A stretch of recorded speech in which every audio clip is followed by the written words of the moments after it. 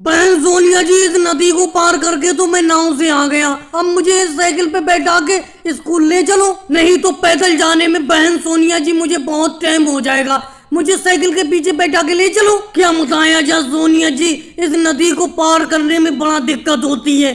मैं तो इस लकड़ी के पुल के ऊपर चढ़ता नहीं हूँ, इसके ऊपर चलने में बहुत डर लगता है। मुझे ऐसा लगता है कहीं ये लकड़ी का पुल टूट ना जाए, इसीलिए मैं नाव से ही नदी का पुल पार करता हूँ। मोदी जी एक बात सुनो, मैं आपको तो अपनी साइकिल के ऊपर बैठा नहीं पाऊंगी। मैं साइकिल के ऊपर खुद का वजन ही बड़ा मुश्किल से खींच पाती हूँ। वैसे मोदी जी आप एक बात तो बिल्कुल ठीक कह रहे हो, इस लकड़ी के पुल के ऊपर चलते हुए बड़ा डर लगता है, और बरसात के दिनों में इस नदी में वैसे पानी ज्यादा हो जाता है। लेकिन क्या करें, एक ही यही रास्ता है, नदी को पार करके ही स्कूल को जाना है। बहन मायावती जी, सोनिया जी ने तो अपनी साइकिल पे मुझे बैठाने से मना कर दिया।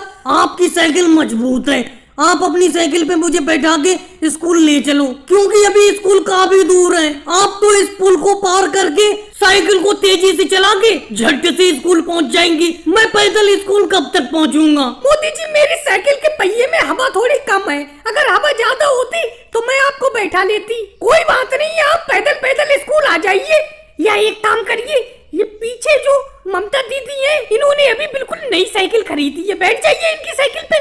ये तो बहन मायावती जी आप बिल्कुल सही कह रही हैं।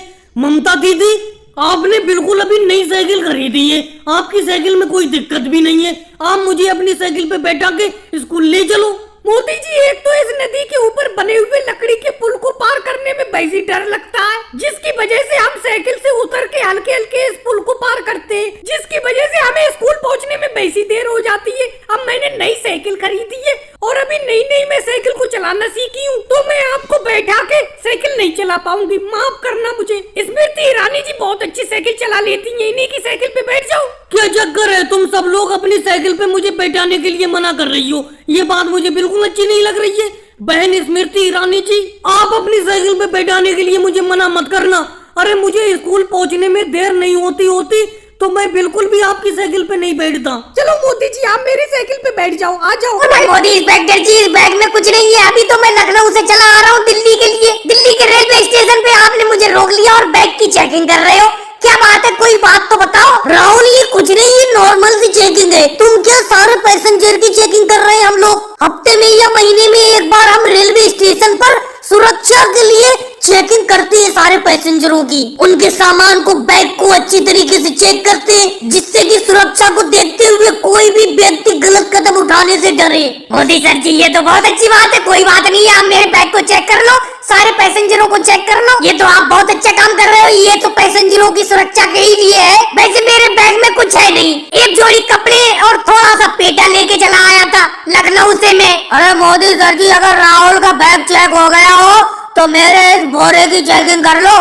कंधे पे बोरा रखे रखे कंधे में दर्द होने लगा, कब तक इस बोरे को कंधे पे रखा रहूं? तो शिवराज सिंह जी एक बात बताओ, आप कंधे पे बोरा रखे हुए हो क्यों? बोरे को नीचे फर्श पे रख दो, उसके बाद जब राहुल जी के बैग की चेकिंग हो जाएगी, आपके बोरे की चेकिंग करके आपको जाने के लिए दे दिया जाएगा। पैसे आपके इस बोरे में है क्या? कुछ नहीं अखिलेश जी, कलकत्ता गया था, कलकत्ता से कुछ सामान भर के लाया हूँ इस बैग में खरीद के। घर के खाने पीने का सामान है और कुछ नहीं है, चेक कर लीजिए। हमें तो खुशी हो रही है कि रेलवे स्टेशन पर अच्छी तरीके से चेकिंग की जा रही है। हालांकि थोड़ी सी पैसेंजरों को दिक्कत तो हो रही है, लेकिन ये सब पैसेंजरों की सुरक्षा के लिए तो कर रहे हो आप। बिल्कुल शिवराज सिंह जी, आप बिल्कुल सही कह रहे हो, और सबकी सुरक्षा के लिए तो हम चेकिंग कर रही है। लेकिन कुछ लोग पैसेंजर बड़ा दिक्कत महसूस करते हैं इस चेकिंग से। अरे आप लोग ये नहीं समझ रहे हो, अगर ये हम नियमित चेकिंग करते रहेंगे तो कोई भी गलत व्यक्ति अवैध काम करने से डरेगा। मोदी सर जी अब खाने का वक्त हो गया, ये चेकिंग वोकिंग छोड़ो, अब खाने के लिए चलते हैं। वैसे भी इतने पैसेंजरों को चेक कर लिया, सारे के सारे लोग बिल्कुल साफ सुथरे लिख रहे, किसी के बैग में भी कोई अवैध चीज नहीं निकली। आइए मोदी सर जी चेकिंग छोड़िए, अब खाना